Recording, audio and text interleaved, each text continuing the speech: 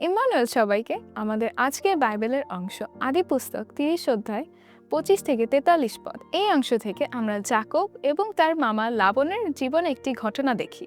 যাকব বহু বছর লাবনের বাড়িতে বাস করেছিলেন এবং তার জন্য কাজ করেছিলেন। তিনি কঠোর পরিশ্রম করতেন এবং বিশ্বস্ততার সঙ্গে দায়িত্ব পালন করতেন। কিন্তু সমস্যা ছিল, লাবন সব সময় ন্যায়পরায়ণ ছিলেন না। অনেক সময় তিনি যাকবকে ঠকানোর চেষ্টা করেছিলেন।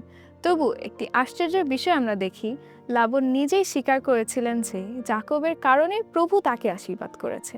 এই ঘটনাটি আমাদের একটি গুরুত্বপূর্ণ সত্য শেখায়। যখন ঈশ্বর কারোর সঙ্গে থাকেন, তখন তার আশীর্বাদ শুধু সেই ব্যক্তির মধ্যেই সীমাবদ্ধ থাকে না, তা অন্যের জীবনেও ছড়িয়ে পড়ে। আজ আমরা এই অংশ থেকে 3টি শিক্ষা শিখব। প্রথম, ঈশ্বর বিশ্বস্ত সেবাকে আশীর্বাদ করেন। যাকব প্রায় 20 বছর লাবনের জন্য কাজ করেছিলেন। তিনি পশুদের যত্ন নিতেন, কঠোর পরিশ্রম করতেন। তিনি নিজের বাড়ি থেকে অনেক দূরে ছিলেন। তিনি এমন একজন মানুষের অধীনে কাজ করতেন যিনি প্রায় তাকে ঠকানোর চেষ্টা করতেন। অনেক মানুষ এমন সময় তিক্ত হয়ে যেত, কেউ হয়তো কাজে ফাঁকি দিত বা অসৎ হয়ে উঠত, কিন্তু যাকব তা করেননি। তিনি বিশ্বস্তই রইলেন। আমাদের জীবনেও অনেক সময় এমন হয়, আমরা পরিশ্রম করি কিন্তু কেউ তা লক্ষ্য করে না। আমরা বিশ্বস্তভাবে কাজ করি কিন্তু মানুষ তা মূল্য দেয় না।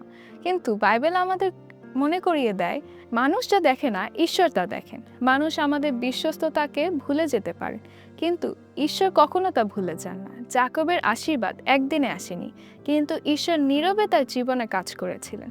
বিশ্বস্ততার ফল পেতে সময় লাগতে পারে, কিন্তু ঈশ্বর সবসময় বিশ্বস্ততাকে আশীর্বাদ করেন। দ্বিতীয়, ঈশ্বর তার লোকদের প্রজ্ঞা দান করেন। এক সময় যাকব তার মজুরি হিসেবে ছোপ ছোপ পশু চাইলেন।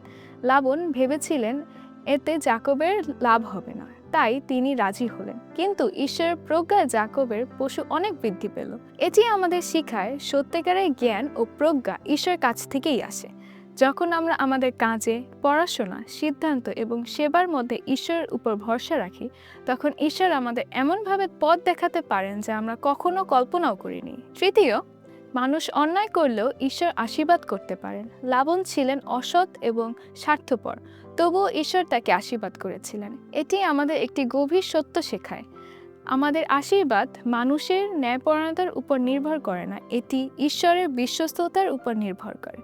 আজ আমরা অনেক বিশ্বাসী মানুষ অন্যায়ের মুখোমুখি হই, কর্মস্থলে, সমাজে, এমনকি কখনো কখনো পরিবারের মধ্যেও। কিন্তু মানুষের অন্যায় ঈশ্বরের কাজকে থামাতে পারে না। শেষে আমরা দেখি যাকব খুব সমৃদ্ধ হয়ে উঠেছিল। যে পরিস্থিতি একসময় কঠিন ছিল, শেষে সেটি আশীর্বাদ একটি গল্পে পরিণত হয়েছিল। তাই যদি কখনো আপনি নিজেকে অদেখা, নিরুৎসাহিত বা অন্যায়ের শিকার মনে করেন, তাহলে মনে রাখুন, ঈশ্বর নীরবে কাজ করছেন। আপনার আজকের বিশ্বস্ততা আগামীকালকে আশীর্বাদ হয়ে উঠতে পারে। এই বাক্যের মধ্যে দিয়ে ঈশ্বর আপনাদের সকলকে আশীর্বাদ করুন।